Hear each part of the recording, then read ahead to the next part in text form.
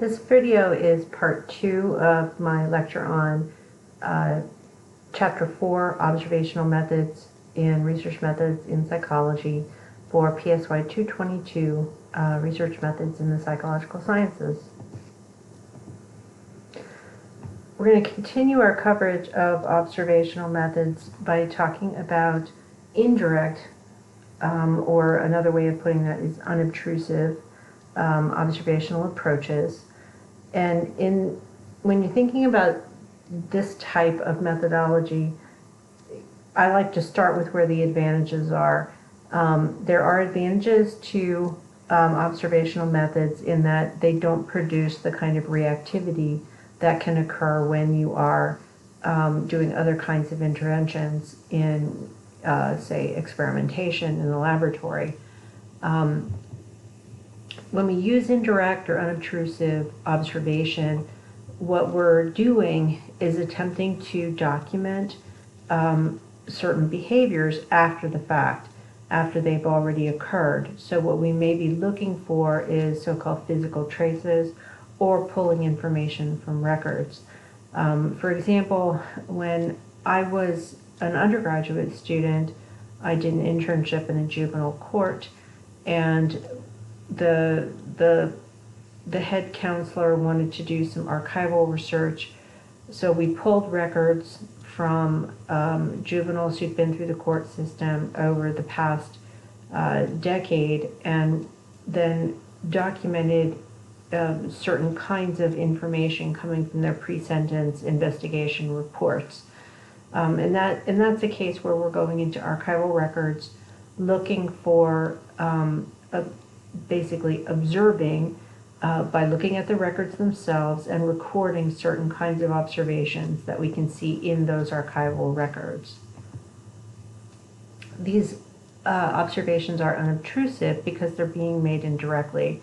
The behavior has already occurred, so what we're looking at is remnants of those behaviors.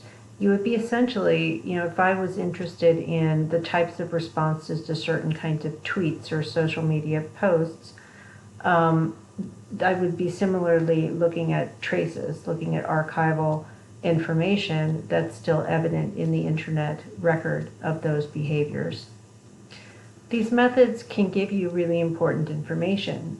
You can be testing hypotheses about what you expect to occur in terms of patterns of previous behaviors. So it really is an important tool, especially when what you're trying to do is document a suspected pattern of behavior. Like in the study I was describing from my undergraduate years, which it's a real test for me to try and remember that piece of research from 1987.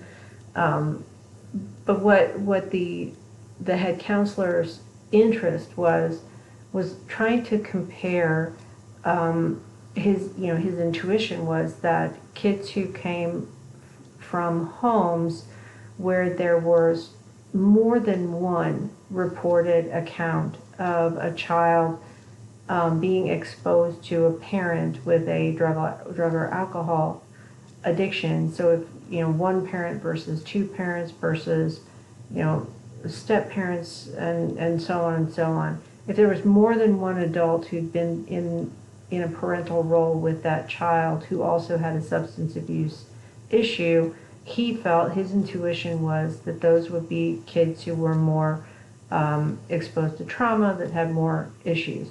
And that's a very, very shortened, weird version of that study. But he wanted to confirm whether or not his intuition was valid, and then they could do more controlled research in the future. So the first step in this research program was to just look at the documents, see if we could tell if those patterns seem to be borne out by the archival information in the pre-sentence investigation reports. Physical traces tend to come in a wide variety of forms. There are some things that are called use traces, sometimes they're called products. Use traces are typically some kind of physical evidence that something has been used, or physical evidence of non-use.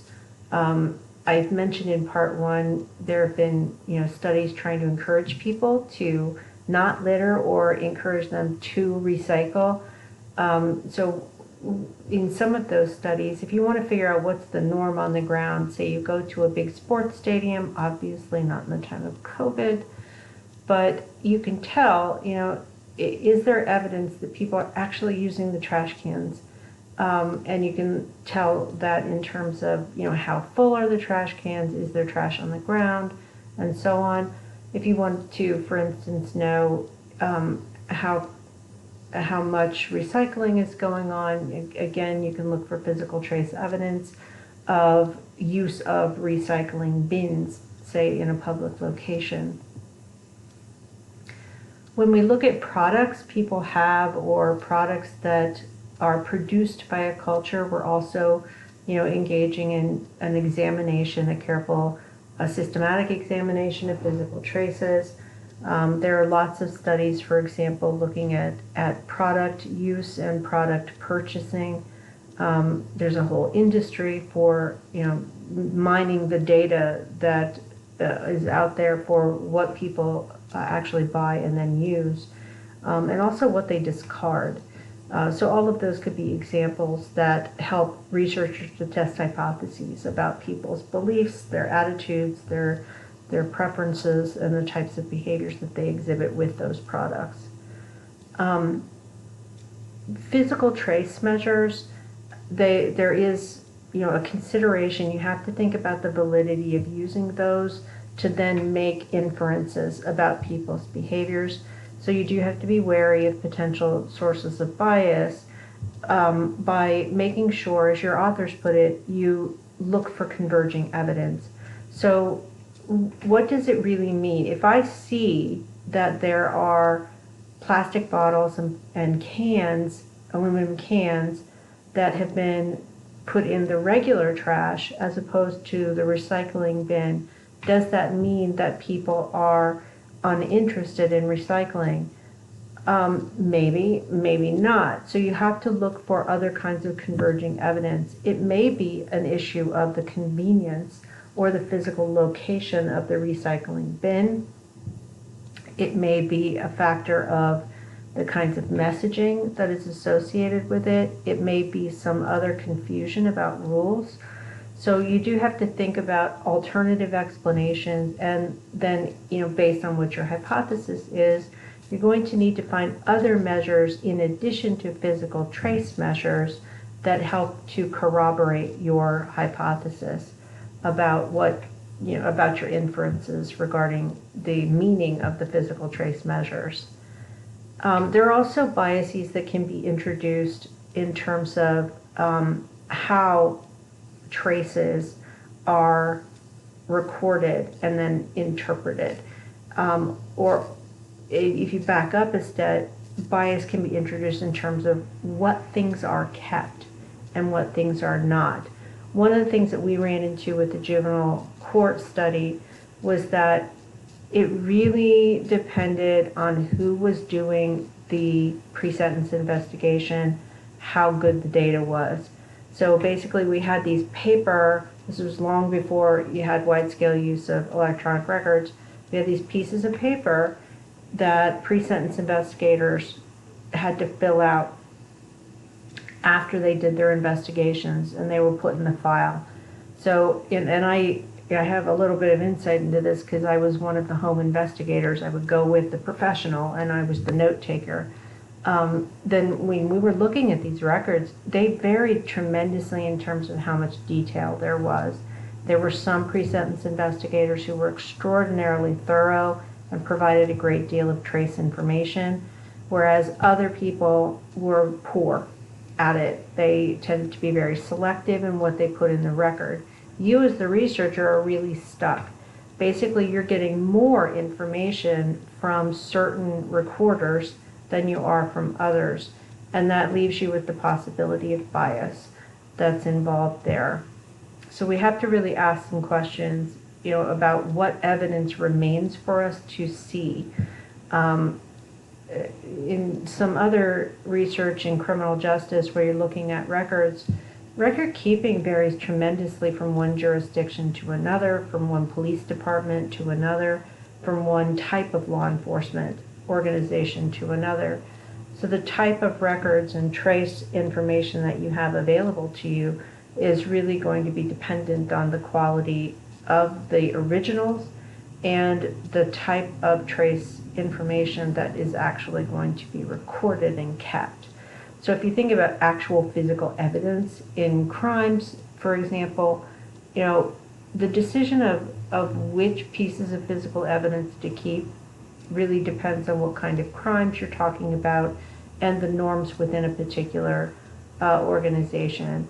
So in my examples here, I've been kind of mixing archival records with physical traces, but some of the same biases apply across these two different kinds of evidence. So if you're recording particular pieces of information, it really is going to depend on the norms on the ground. Another physical trace, like if, say you're looking for people's letters, if you're a historian or a genealogical researcher, and you're looking for records that are in the form of personal communications, those would be physical traces. Well, you can't rely on just those traces because not everybody from a given time period could read or write, nor could everybody have access to the same kinds of letters. And the letters that got stored, you have to ask legitimate questions about who had the capacity to do that and who in the next generations felt it was important to do so. With archival records, and I admit, hopefully this won't be confusing to you, archival records, which are typically documents. So they're typically documents that have been stored by individuals, by groups, by organizations, and so on, that give you some kind of account of events or episodes. Typically when researchers are talking about archival records, they really are talking about episodic events.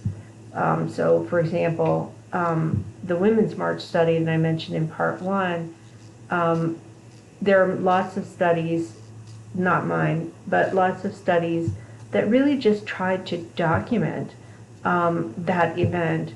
So they looked for people's, say, social media posts during the march, and those became an archive of that episode in time.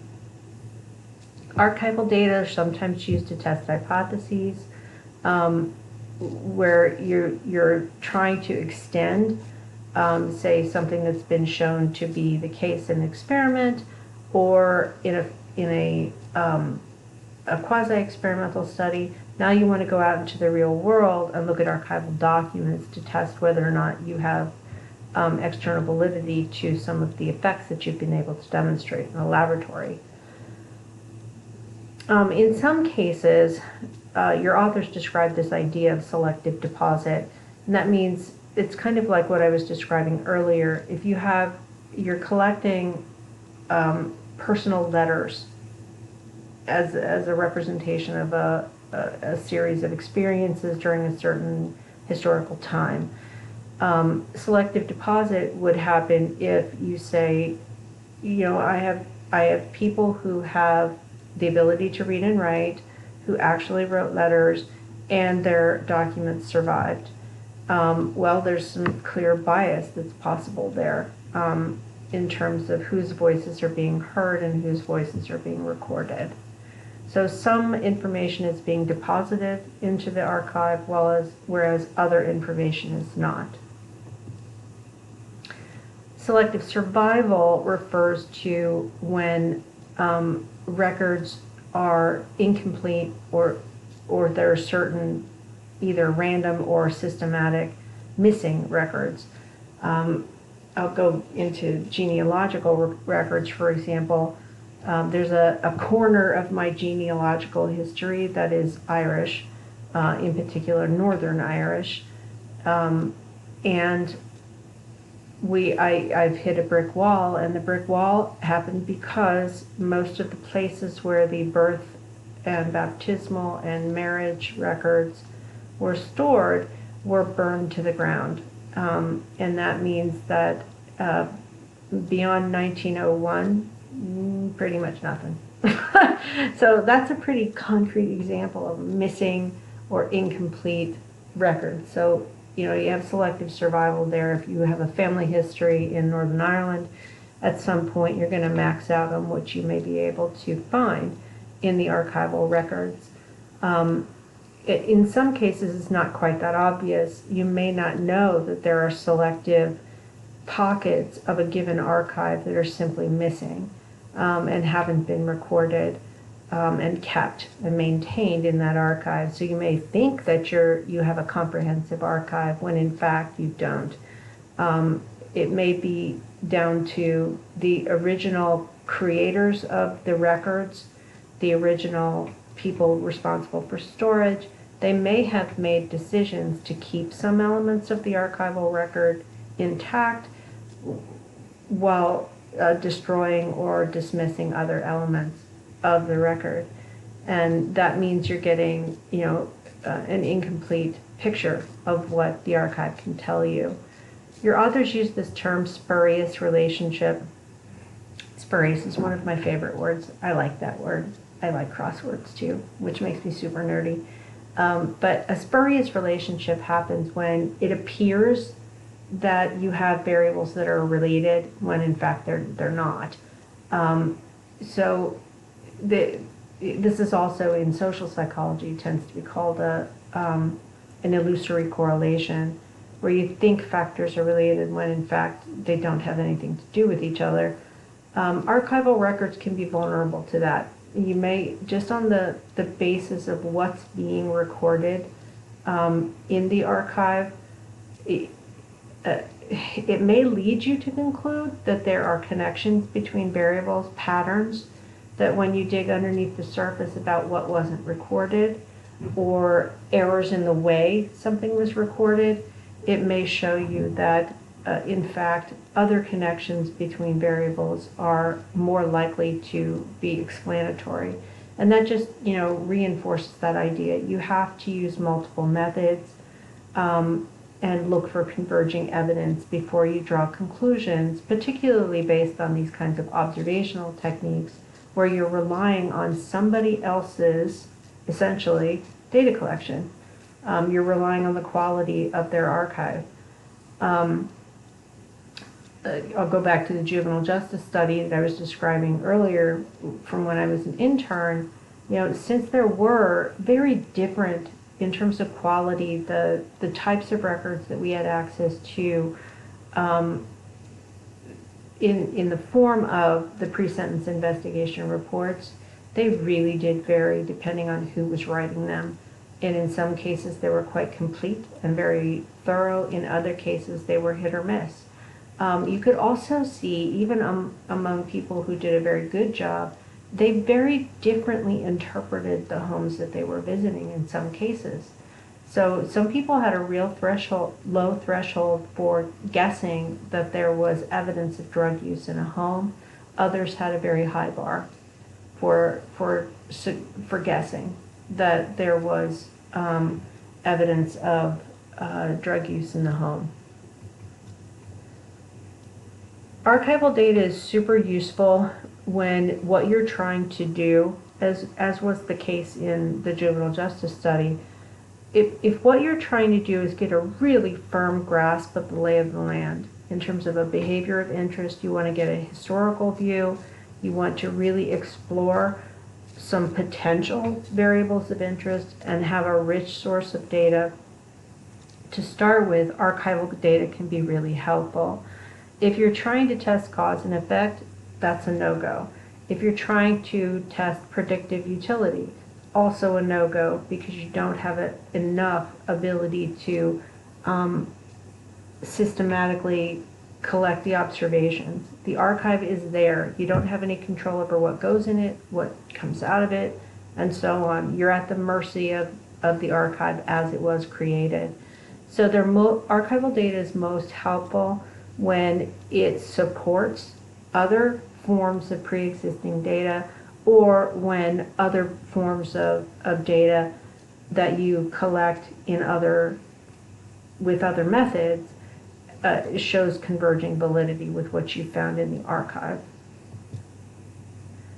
When we record behavior, across these different types of methodologies, sometimes what we're trying to do is be very comprehensive in the way we describe behaviors and situations. That's not as common in psychology research as it is in anthropological studies or in animal behavior studies, where people are out in the field in the natural environment.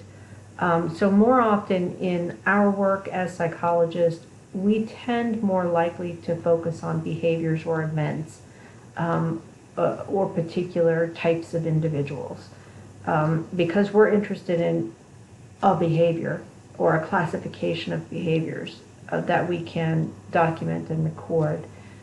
The goals that we have as researchers when we're conducting observational research, we're trying to be as comprehensive as necessary to meet the objectives of the research that we've described.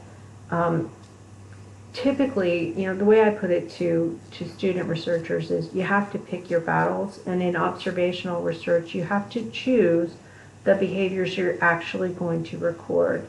If you're looking at a complex social behavior, for example, like aggression, go back to the SEE study that I described in part 1, where students were interested in describing aggressive acts in toddlers in a daycare setting. You have to decide which behaviors you're going to focus on and which you're not. So, they made a choice. They were going to look at physically aggressive behaviors as opposed to, verbal and so on, and they were very careful to circumscribe their observations to those kinds of behaviors. When we are summarizing what we've found, so as your authors put it, when the results of the study are eventually going to be pulled into summary form, when you analyze that data and report it back, it really underscores the importance of how you made your observations and initially recorded them. So when you're recording behavior, the absolutely essential thing is to do it consistently with a high degree of validity and reliability. So you have to go in advance and say, there's going to be rules for how I record behavior. So I had to have long conversations with my students who did the daycare study back in the 90s about, when is a kick a kick? Does the child have to try to kick someone? Do they have to actually land a blow?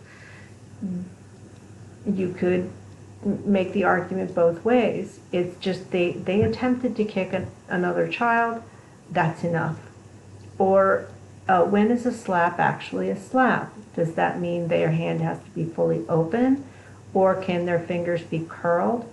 Is that a punch, or is it just another kind of hit? So they had to be super specific about how they were recording behaviors.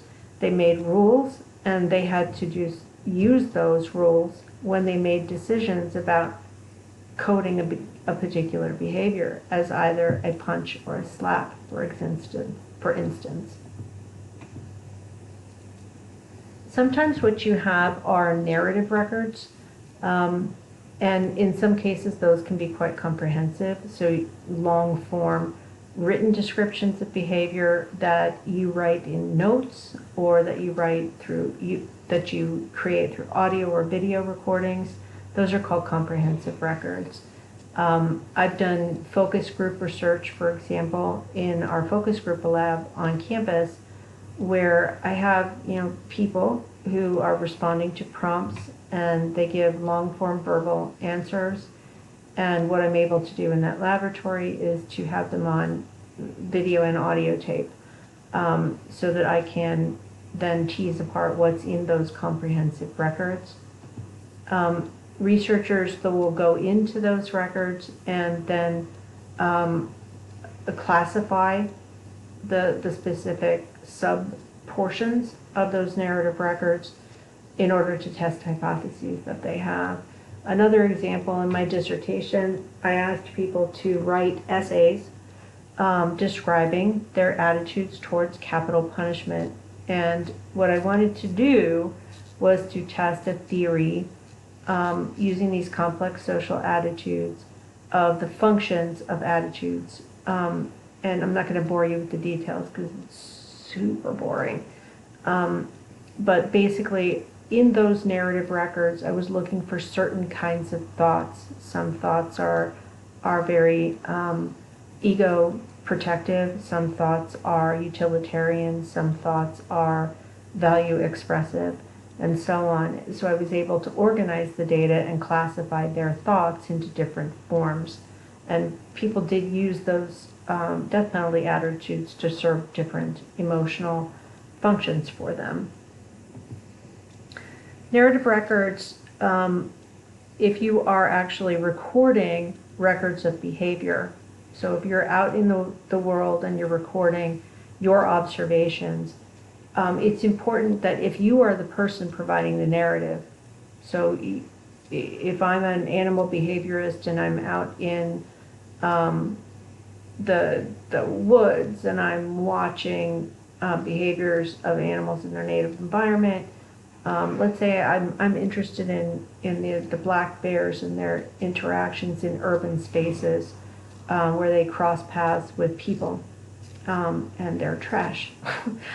I may create a running narrative of what I've seen, and that could become documented evidence that can be used and then coded as a way of testing hypotheses. If you're using narrative records describing a behavior that you're observing of humans, same thing goes. You need to have observers that are carefully trained to accurately code the behaviors that they're seeing and to record them in an extremely reliable manner. So with the coding of behaviors in the daycare study, my students had to work very hard over about a 2-week period of time doing observations of kids in play that weren't going to count for their research. They were observing, talking to one another, making judgments, going back and refining their rules, and then going back to it again. Now, if they were doing this in a narrative style, if they were describing what they saw instead of just coding behavior with a checklist, they would have to have some agreement in advance of what kind of language they were going to use to describe the behaviors they were observing so that their narrative records could be then combined or compared with one another. When we have selected records of behaviors or selected records of events, what we're often trying to do is count up measures of certain behaviors. So sometimes we want to know how frequent something is or how long it lasted. And we may want to pull specific records in order to determine that kind of information. Quantitative measures of behavior, and you'll be learning about this as you do your Pallant homework. You'll be reminded of it at least. When we have quantitative measures that show up in selected records, we have to remember that we're dealing with different scales of measurement. Some measures are nominal, meaning that we're simply categorizing things.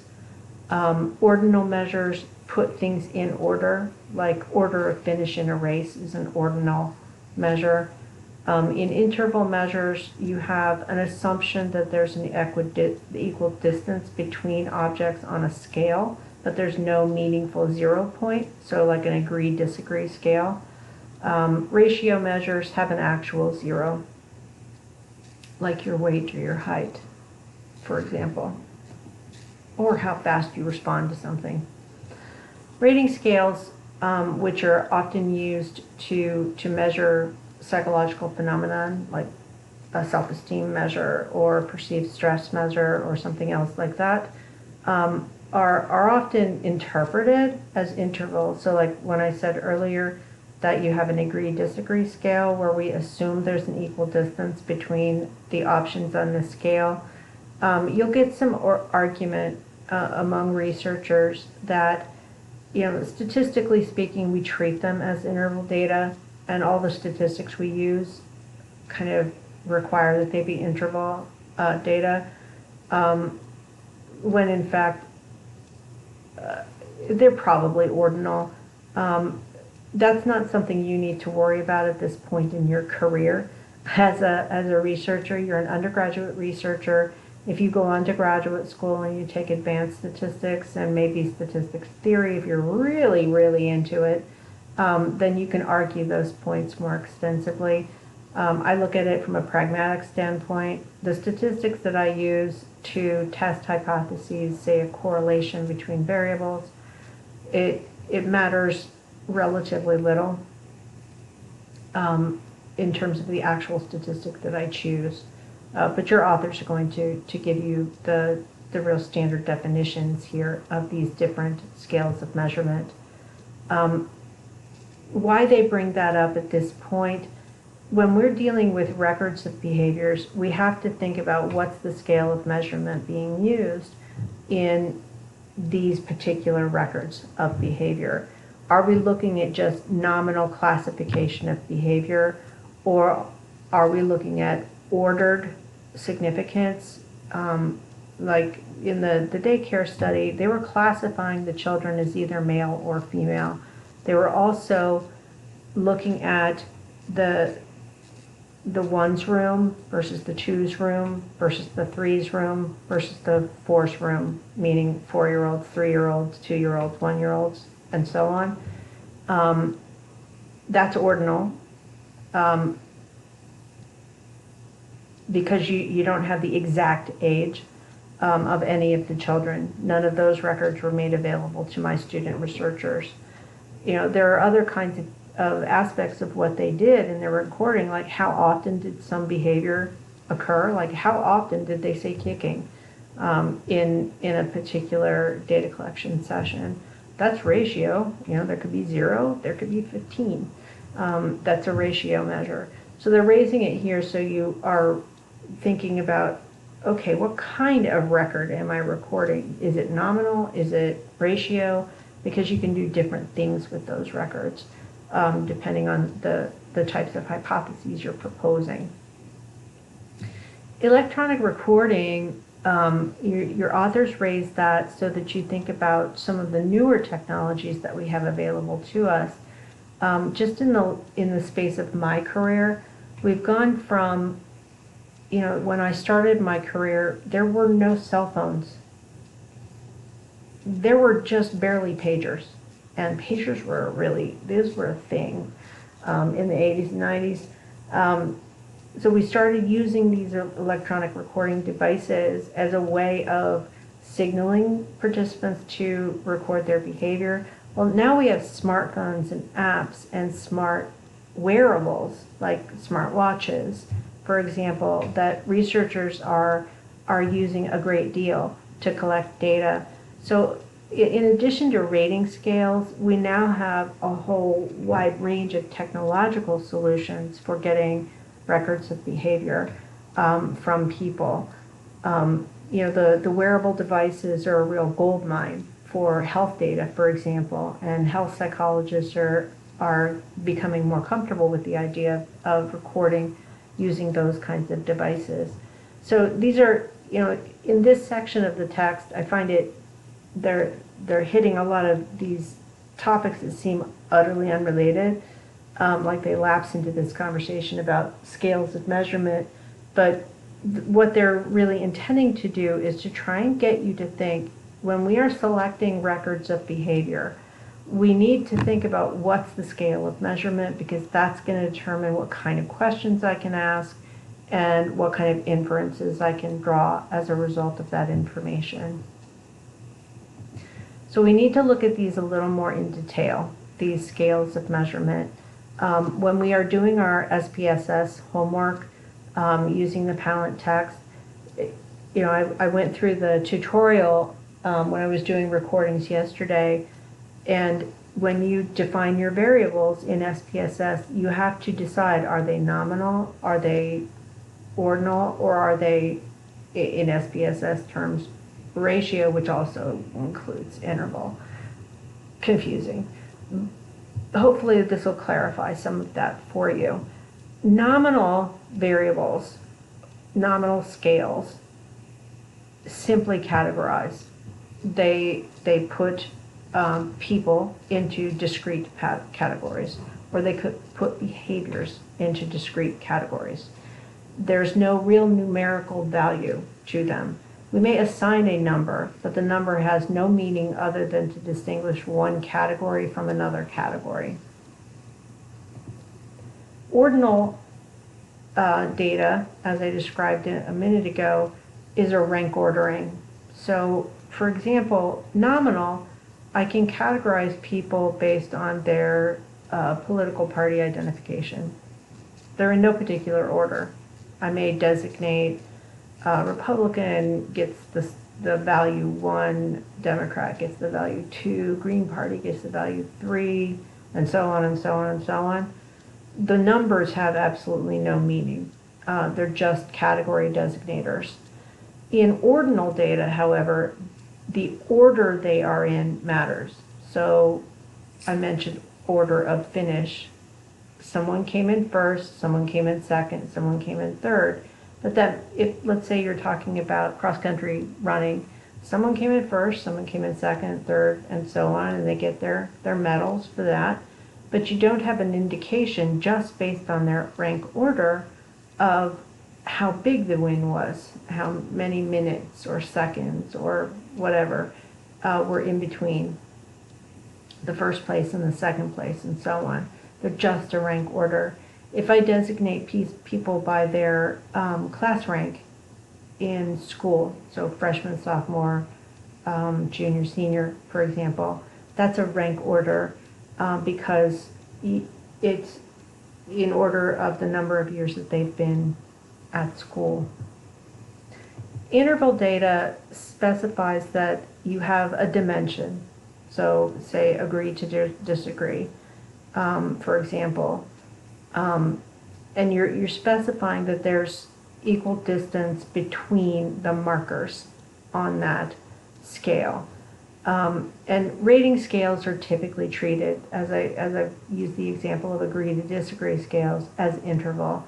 So we assume psychologically that if you're looking at a scale that's 7 points from strongly disagree at 1 to strongly agree at 7, and you're looking at as the person answering the question, if you feel like you're truly completely neutral, you're going to hit the middle. If you feel just a little bit more positive than neutral, you're going to go up 1 tick. If you feel pretty positively, you're going to go up another tick beyond that, and so on and so on.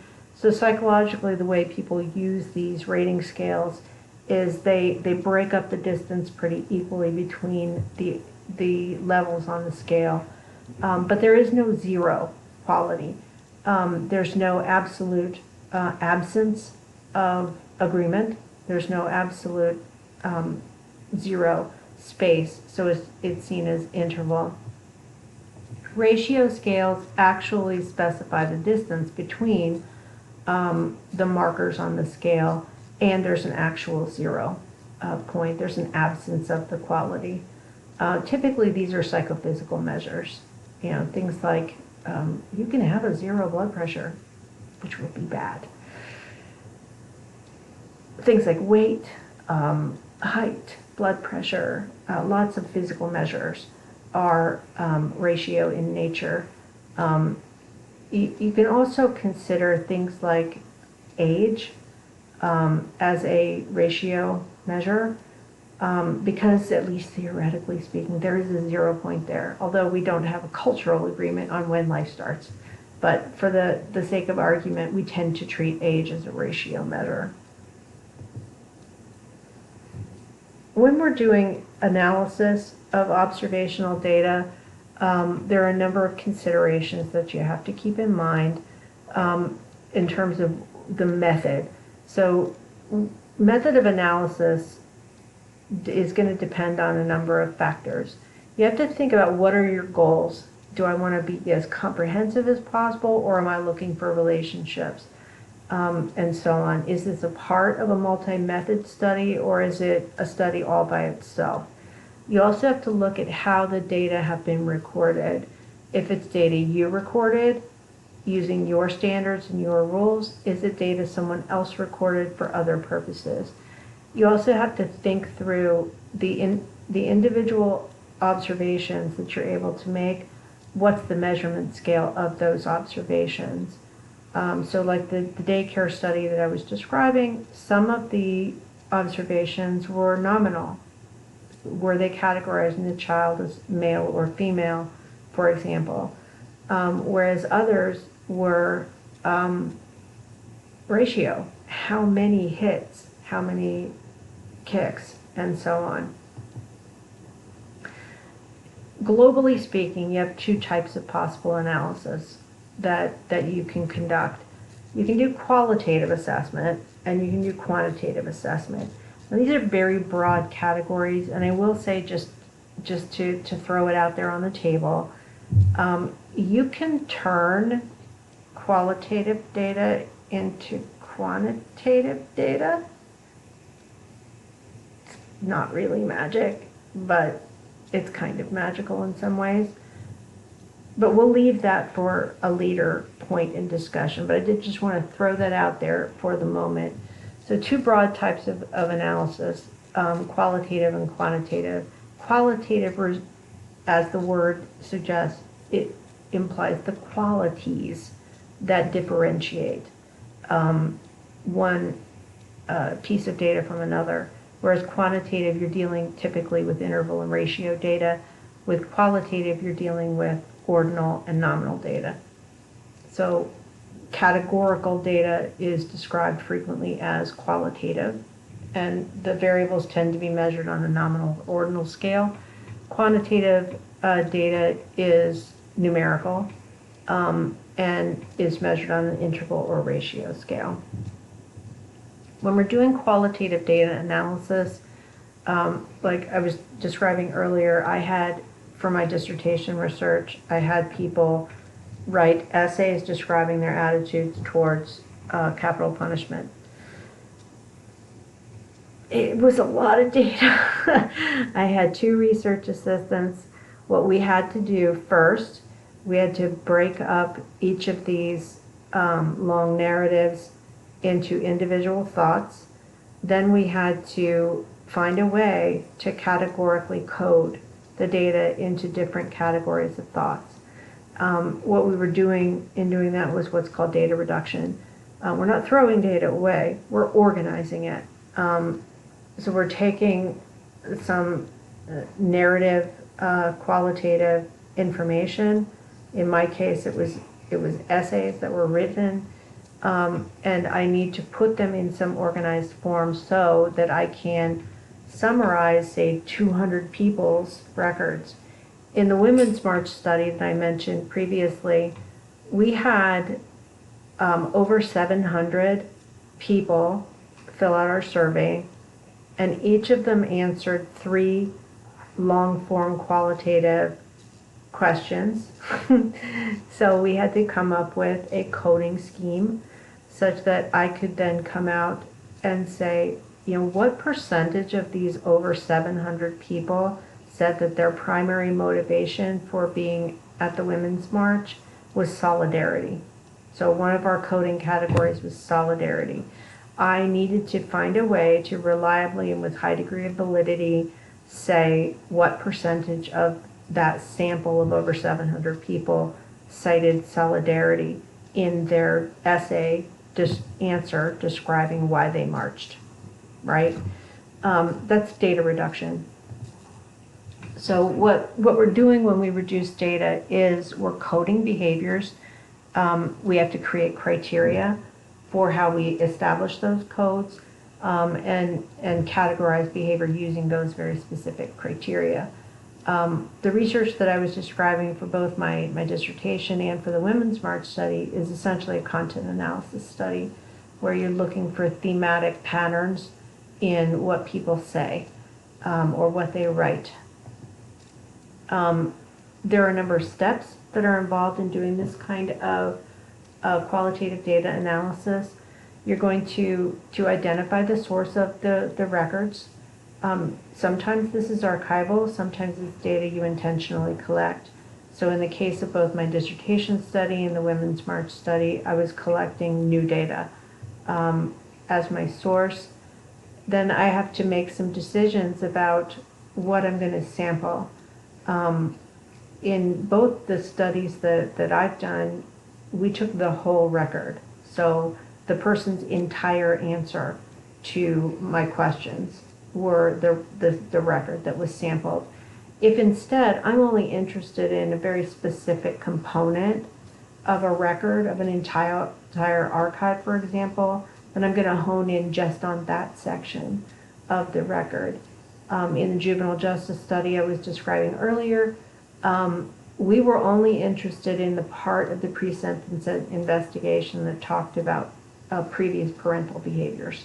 So we were really zoning in on just that part of the record. This third component is the coding units of analysis. Basically, that's you saying, I'm going to label and describe. Sorry, my dog just woke up from a nap and decided to shake her tags all over and be very noisy. You have to decide what are the levels of certain kinds of behaviors, how am I going to identify those, and how am I going to apply them to categories. So for example, in the Women's March study, people identified different themes like solidarity or resistance or fighting for people who can't fight for themselves. There were a variety of themes, there were a lot of them actually, for why people wanted to march. And we had to go through all 700 and some records, generate these themes, reduce them to a manageable number, and then apply them to each person's response. Now, quantitative data analysis works a bit differently. You're typically dealing with, or not typically, you're dealing with interval or ratio data. And what you're going to do first is you're going to summarize the data using descriptive statistics. So you're generating frequencies, means, standard deviations as a way of summarizing to other people, in general, what does your sample of participants look like on these quantitative measures. One thing that has to be relied upon when you're doing the quantitative analysis is that individual observers are going to make the same judgment every time. Now, I mentioned earlier that qualitative data can sometimes be converted to quantitative.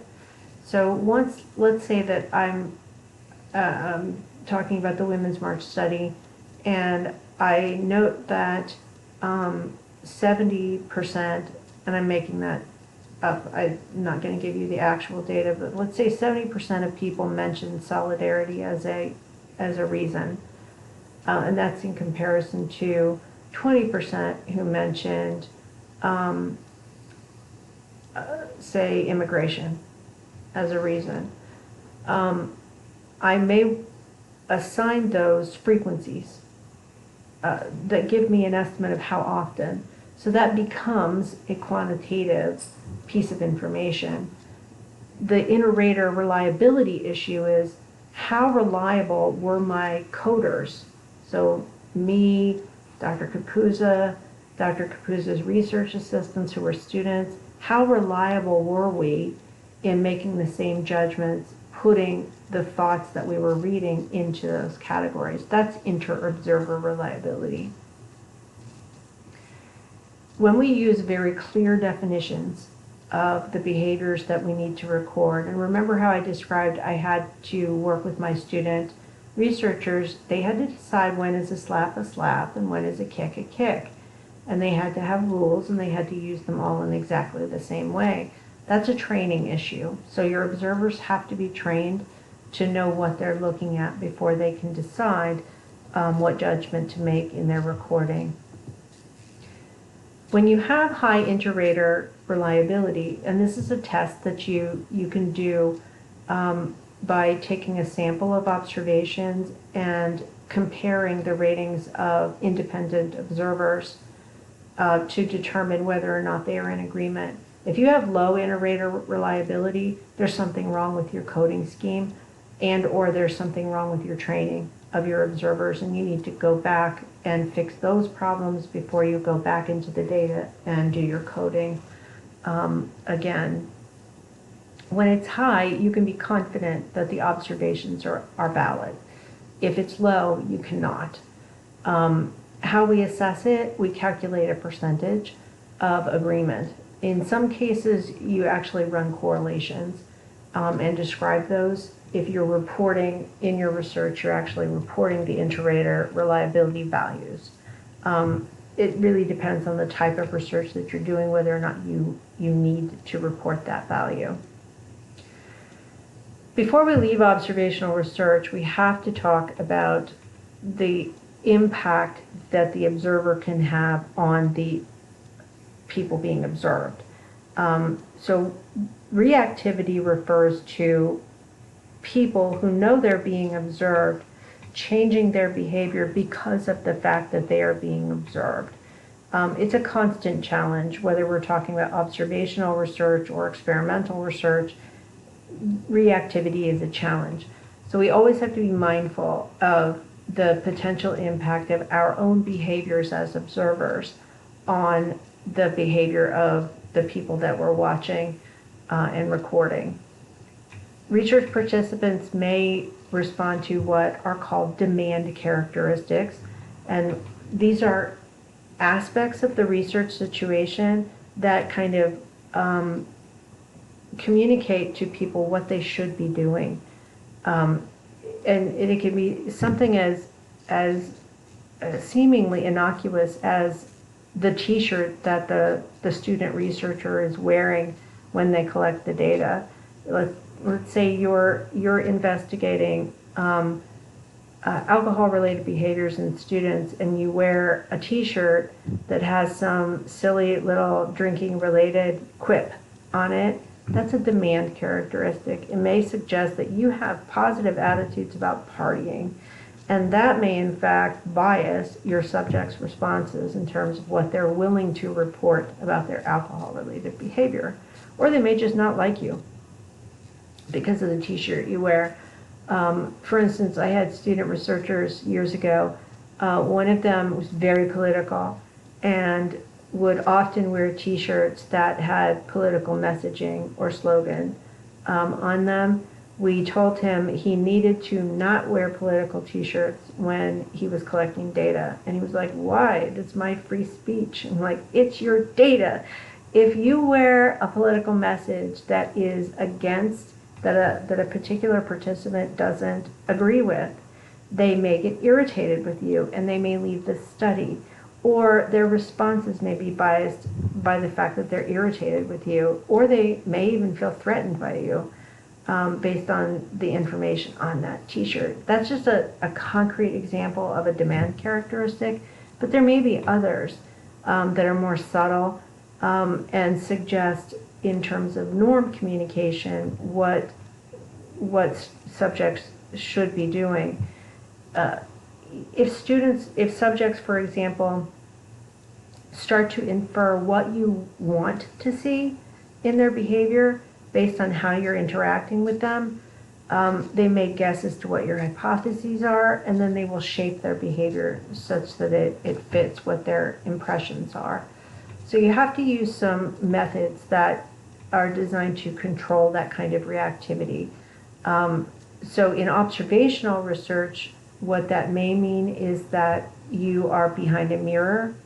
So in some of my focus group research, I would have my student researchers be in our focus group lab behind the one-way glass. I was the moderator. I had very strict rules in terms of what I should be saying and what not. My student coders were on the other side of the glass.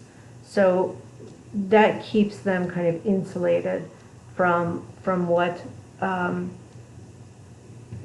potential impacts they're observing could have on behavior. In some developmental research, for example, if you're wanting to see just sort of very natural behavior between parents and children, for example, if the observer's in the room, it can create a high degree of reactivity, whereas if the observer is hidden, if they're concealed, it can lead to less reactivity, for example. You can also deal with reactivity by using indirect observational methods, so using traces, using archives, for example. You also have to think about ethics when you're reducing reactivity. Reducing reactivity may mean being in disguise. It may mean not disclosing that you're watching. So you have to carefully evaluate the ethics of taking those steps and really hiding yourself from others. Observer bias is also a challenge. So, reactivity is a challenge in observational research, but bias is as well. I'll drag you back to the daycare study one more time. One of my student researchers was really convinced that she would see greater incidences of aggression or greater, amounts of aggressive behavior in the, as she put it, and these are her words, not mine, in the low-income daycare than she would see in the suburban daycare. So this was a student, it was a challenge. I had to really work with her in terms of her pre-existing bias, her prejudice, if you will, regarding expectations that she had about aggressive behavior in the lower income neighborhood, where one of the daycares where they were observing sat. Her guess was that the poor kids would be more aggressive, that they would hit each other more and kick each other more than the kids in the suburban neighborhood. Now, after lots of discussion, and most of this was, the other researchers and she's sitting down and having, a real solid heart-to-heart about where those expectations come from, what impact will they have on the data, and so on. So she really had to challenge her own biases, really stick to the rules for coding behavior, such that her pre-existing beliefs about what she expected to find would not influence what she actually recorded in the behavior. Now, just for the record, what they found was no difference at all in toddler behavior between the two different daycares in different parts of Alliance. There was a strong gender effect, but there was no difference between the two locations. Expectancy effects happen when observers know what the hypotheses are. Now, you might think, well, you're the researcher, how would you not know what the hypotheses are? Well, frequently as researchers, if you want to prevent expectancy effects, you will hire and train observers to record your data in observational research who have no idea what the hypotheses are. So ideally, what you would do if you had the resources and the time and you're doing observational research, you would train your coders in how to make the observations and do so with validity and reliability and a high degree of inter-rater reliability, but you wouldn't inform them as to the purpose of the research or your hypotheses. Keeping people hypothesis blind can increase their objectivity and prevent them from biasing, creating biased records. As your authors put it, once you recognize that observer bias can happen, you're along the way in preventing it. The more you're aware of your potential biases, the better able you are to keep it under control. As I mentioned before, the ideal is to keep your observers blind to your hypotheses. You can, and you can also think about how you need to keep your potential participants blind as to your hypotheses as well. But here we're talking about the potential influence of observers when they're recording observational data. So that concludes Chapter 4 and our discussion of observational techniques and methods. Join you again for Chapter 5.